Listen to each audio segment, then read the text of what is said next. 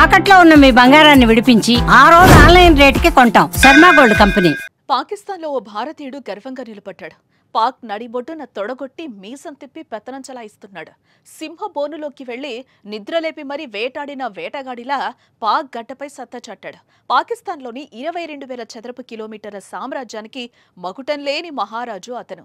ఎంతో ప్రఖ్యాత చరిత్ర కలిగిన రాజపుత్రుల వంశానికి చెందిన వీరుడు, ధీరుడు.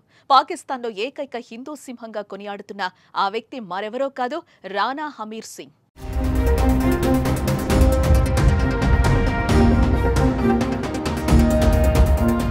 1947లో భారతదేశం పాకిస్తాన్ విడిపోయిన తర్వాత లక్షలాది మంది భారత్ నుంచి పాక్కు వెళ్లిపోయారు.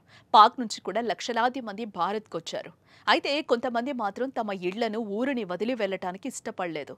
అందులో మొదటి వ్యక్తే రాణా హమీర్ సింగ్. ఆయన రాజపుత్ర వంశానికి చెందిన పాకిస్తాన్లో ఉంటున్న ఏకైక భారతీయుడు.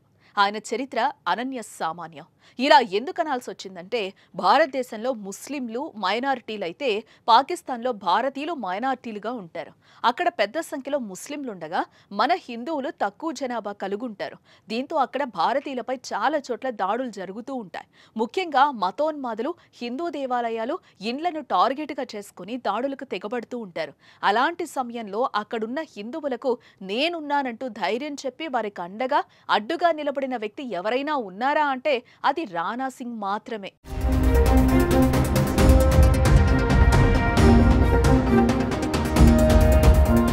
ఇక ఈయన చరిత్ర చాలా గొప్పది. ఎందుకంటే అక్కడ ప్రజలు కట్టే డబ్బులతోనే ప్రజాపాలన సాగుతుంది. కానీ ఈయన పరిపాలనలో అలా ఉండేది కాదు. ప్రజలు కట్టిన పన్నులు ప్రభుత్వానికి వచ్చే ఒక్క రూపాయి కూడా తీసుకునేవాడు కాదు. తన సొంత ఆస్తిలోని డబ్బులను ఉపయోగించి రాజకీయం చేసేవారు. అలా ఆ డబ్బులతోనే ప్రజాసేవ చేసేవారు. ప్రజలకు అండగా నిలబడేవాడు. ముఖ్యంగా దాడులకు, దాష్టికాలకు పాల్పడుతున్న పాకిస్తాన్లోని హిందువులందరినీ ఏకతాటికి తెచ్చి ఒక గొడుగు కిందకు తీసుకొచ్చి నేనున్నానంటూ నిలబడ్డాడు.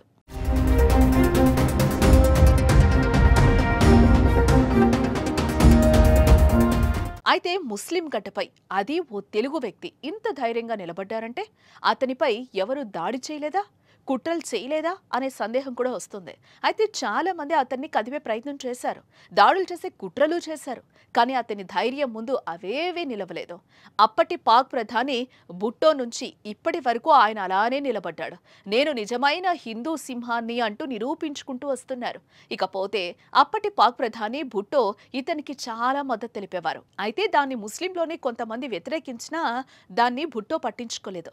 దానికి కారణం అతని ధైర్యంతో పాటు నిజాయితీ.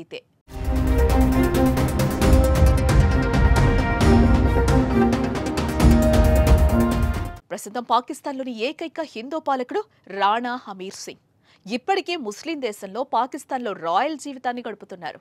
ఓసారి పాకిస్తాన్ ప్రధానమంత్రికి బహిరంగంగా యుద్ధ సవాల్ విసిరారు రాణా హమీర్ సింగ్. తలపై కాషాయ తలపాగా, నుదిటిపై తిలకం ధరించి ధీమాగా జీవిస్తున్నారు. 53 ఏళ్ల హమీర్ సింగ్ దివంగత పాకిస్తాన్ ప్రధానమంత్రి బెనజీర్ భుట్టో రెండోసారి అధికారంలోకి వచ్చినప్పుడు శాస్త్ర సాంకేతిక వ్యవసాయ శాఖలకి మంత్రిగా పనిచేశారు. సింగ్ 3 సార్లు సింధ్ అసెంబ్లీ సభ్యుడిగా కొనసాగారు. రాణా హమీర్ సింగ్ పాకిస్తానీ హిందువుల అభ్యున్నతి కోసం కృషి చేశారు.